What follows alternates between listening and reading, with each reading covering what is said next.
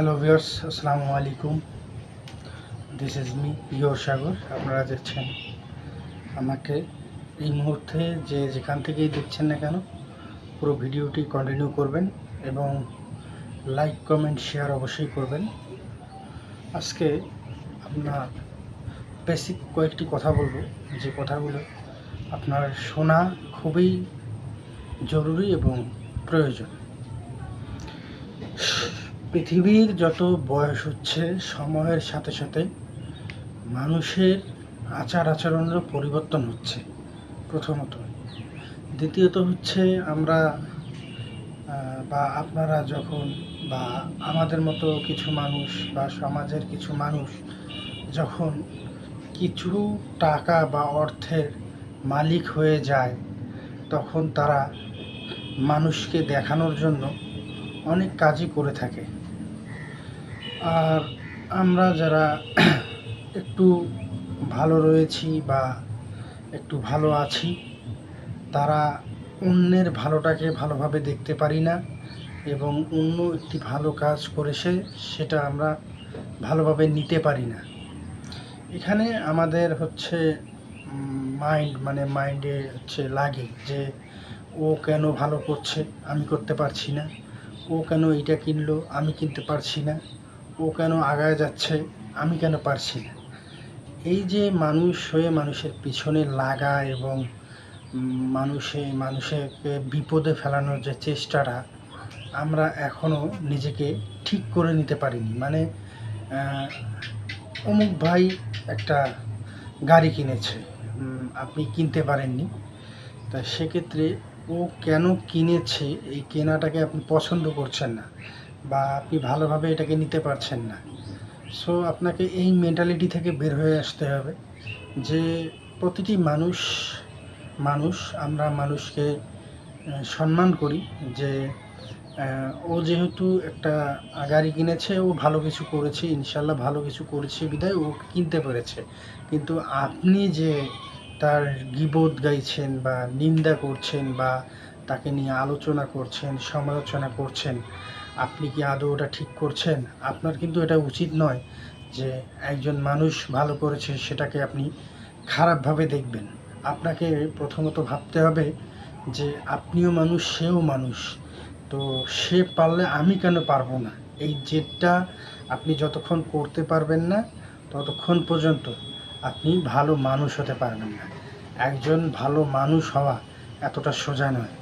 মানুষ তো মানুষ, আমরা যারা মানুষ তারা নিজেকে বড় মানুষ হিসেবে দাবি করি এবং সমাজের একজন হোমরা চোমরা মনে করি যে কি থেকে কি হয়ে গেলাম। হ্যাঁ, তো আপনাকেও এর দিক থেকে বেরিয়ে আসতে হবে এবং শো অফ করা যাবে না। এখন তো আমি দেখি প্রায় ফেসবুকে সব সময় বা ইউটিউবে বা ইনস্টাগ্রামে, মানে আমার কিছু একটা হয়েছে, আমি কিছু অর্থ বা টাকার মালিক হয়েছি, আমি কি হয়ে গিয়েছি, মানে এটা চিন্তার বাহিরে।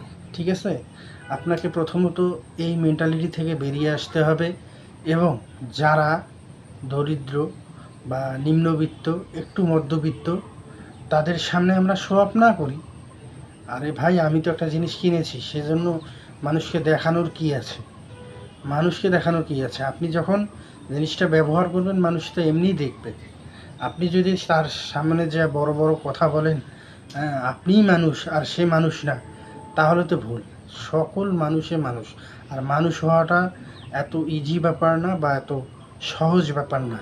আপনার ভিতরে যদি মনুষ্যত্ববোধ, বিবেক না কাজ করে, তাহলে কিন্তু আপনি মানুষ হতে পারবেন না। মানুষ হওয়ারও কিছু কোয়ালিটি রয়েছে। মানুষ হতে গেলেও অনেক পরিশ্রম কাঠখড় পুড়েও সে পুরা মানুষ হতে পারে না। একজন প্রকৃত অর্থে মানুষ যে দাবি করে, সে কখনো শো আপ করে না।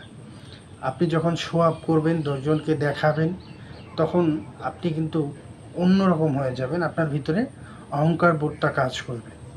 সো এই কাজ থেকে আপনাকে বিরত থাকতে হবে। অহংকার বোধ যেন কাজ না করে, সেইভাবে আপনাকে চলতে হবে। এখন বলতে পারেন যে সাগর ভাই তো এরকম বলেই, প্রায় সব ভিডিওতে দেখি। সো রিসেন্টলি আমি একটা বই পড়লাম। তো বইয়ের 43 নম্বর পৃষ্ঠায় দেখলাম যে মানুষকে নিয়ে কিছু কথা বলেছে। সো এই মানুষ সহজে কিন্তু হওয়া যায় না। মানুষ হওয়াটা এত ইজি ব্যাপার নয়। আপনি যারা বড় বড় আজকে যারা নেতা হয়েছে, যারা সমাজের 10 জনের হয়ে কাজ করে, যারা দেশের হয়ে কাজ করে, তাদের দিকে দেখবেন যারা সমাজ সেবা করে, মানুষের পাশে দাঁড়ায়, বা যারা নতুনভাবে সমাজের মানুষের পাশে এগিয়ে আসতে চায়, তাদেরকে দেখবেন তাদের ভিতর কিন্তু অহংকার নেই। আপনি যখন একজন মানুষ হয়ে মানুষের পাশে দাঁড়াবেন বা একজন মানুষ হয়ে মানুষের জন্য কাজ করবেন, তখন আপনার ভিতরে বিবেক কাজ করতে হবে। আর মানুষের সবচেয়ে বড় আদালত হচ্ছে তার বিবেক। আপনার যদি বিবেক না থাকে, আপনার যদি মনুষ্যত্ববোধ না থাকে, তাহলে আপনি কখনো মানুষ হতে পারবেন না। মানুষ হওয়াটা এত ইজি না বা সহজ না। আপনাকে মানুষ হতে গেলে ফার্স্ট অফ অল মনে রাখতে হবে আপনার মাঝে কোনো ধরনের ঝগড়া, মারামারি, ডাঙাডাঙির কোনো ধরনের কোনো কিছু থাকবে না। আপনি অতি সাধারণভাবে চলাফেরা করবেন। মানুষ হতে গেলে আপনি দামি পোশাক পরেছেন, ওই মানুষটার সামনে যখন যাবেন তখন উনি গিল্টি ফিল করবে, মানে উনি ভিতর থেকে একটা অন্যরকম ফিলিং করবে যে এত বড় মানুষ আমার সামনে এসেছে, কী বা বলে। আপনাকে ওই মানুষ, যে মানুষের সামনে আপনি যাবেন, ওই মানুষ যে পোশাক পরেছে তার চেয়েও নিম্নমানের পোশাক পরে তার সামনে যেতে হবে। তখন আপনি তার সামনে একজন অতি সাধারণ মানুষ হয়ে তার সামনে যাবেন। যখন অতি সাধারণ হয়ে তার সামনে যাবেন, তখন তার সঙ্গে কথা বললে সে অতটা বিব্রত বোধ হবে না। তখন আপনি তার সঙ্গে সামাজিকতা নিয়ে কথা বলতে পারেন। আমি মনে করি যে আমরা যারা আমাদের বাড়ির আশেপাশে অনেক নিম্নবিত্ত আছে এবং মধ্যবিত্ত আছে, যারা চাইতে পারে না বা নিতে পারে না বা বলতে পারে না, আপনারা তাদের পাশে যাবেন এবং তাদের যে মনের কথা সেগুলো আপনাকে শুনতে হবে। না শোনা পর্যন্ত আপনি তো বুঝতে পারবেন না যে ওই মানুষটা কোন ধরনের সমস্যার সম্মুখীন হয়েছে। প্রথমত আপনার সমস্যার সম্মুখীন হতে হলে আপনার ওই মানুষের কথাগুলো বুঝতে হবে এবং ওই মানুষের কথাগুলো বোঝার চেষ্টা করতে হবে। যখন আপনি কথাগুলো বুঝতে পারবেন বা কথাগুলো বোঝার চেষ্টা করবেন, তার কষ্টটা আপনি উপলব্ধি করতে পারবেন, তখন আপনি বুঝতে পারবেন একজন মানুষের কত কষ্ট। আর আমরা যারা পুরুষ মানুষ রয়েছি, যারা পুরুষ মানুষ, তাদেরকে আমি মানে যদি বলতে চাই না তবুও বলি যে মানে এমন একটা পরিস্থিতি হয়ে যায় যে টাকা যখন আপনার পকেটে থাকে তখন আপনার রক্তটা গরম থাকে। আসলে টাকা পকেটে যখন থাকবে তখন একজন দরিদ্র মানুষকে সহযোগিতা করার চেষ্টা করবেন। ফেসবুকে ছবি তুলে দিয়ে কোনো লাভ নেই। ফেসবুকের মানুষকে দেখায় আপনি কি করবেন? আপনি যখন ওনাকে মনে করেন একজন মানুষ, সে রিক্সা চালাতে পারে, বা একজন মানুষ সে পঙ্গু, তার ওয়াইফ একটা সেলাই মেশিন চালাইতে পারে, বা একজন মানুষ একটা ভ্যান দিলে সে একটা তার পরিবারে অর্থ উপার্জন করে এনে সন্তান, তার বউ, তার বাবা মাকে নিয়ে ভালো থাকতে পারবে, সেই সমস্ত মানুষকে আপনি সহযোগিতা করবেন এবং তাদের পাশে থাকার চেষ্টা করবেন। যখন আপনি ওই মানুষটাকে সহযোগিতা করবেন, কেউ না দেখুক, মহান আল্লাহ পাক আপনাকে অবশ্যই দেখবে। হয়তো আমার এই কথাগুলো আপনার শুনতে ভালো লাগছে না বা বিরক্তবোধ মনে হচ্ছে, তখন অবশ্যই খেয়াল করে দেখবেন ওই মানুষটা নামাজে বসে ইনশাআল্লাহ আপনার জন্য দোয়া করবে। আপনার ভালো দিকের কথাগুলো অবশ্যই মানুষের সামনে তুলে ধরবে। সো আপনাকে মনে রাখতে হবে, অহংকার বোধ আপনার মনে কখনো আসতে দেওয়া যাবে না। এইটা খুবই খারাপ দিক।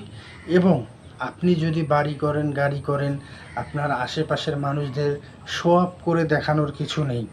তারা তো অনেক কষ্টেই আছে, তার মধ্যে আপনি মনে করেন এগুলো করে তাদেরকে দেখাচ্ছেন, তাদের সঙ্গে এগুলো নিয়ে কথা বলছেন, তারা কিন্তু বিষয়টাকে খারাপভাবে নেবে। আপনি আপনার মতো করে চলাফেরা করুন এবং মানুষের সাথে কাঁধে কাঁধ মিলিয়ে চলুন এবং মানুষের পাশে দাঁড়ানোর চেষ্টা করুন। একজন মানুষ হয়ে যখন আপনি একজন মানুষের পাশে দাঁড়াবেন, অবশ্যই আপনি উপর আল্লাহর পক্ষ থেকে বড় ধরনের পুরস্কার পাবেন। আমি দেখি ব্যতিক্রম কিছু, যে আপনি 500 টাকা দিচ্ছেন, 1000 টাকা দিচ্ছেন 100 মানুষকে বা 2000 মানুষকে বা 10,000 মানুষকে দিচ্ছেন, এইটাকে কেন্দ্র করে আপনি আবার ভিডিও বানাচ্ছেন, ভ্লগ বানাচ্ছেন, অনেক কিছু তৈরি করে আপনি আবার এটাকে পাবলিকলি ফেসবুকে, ইউটিউবে অনেক জায়গায় আপলোড করছেন।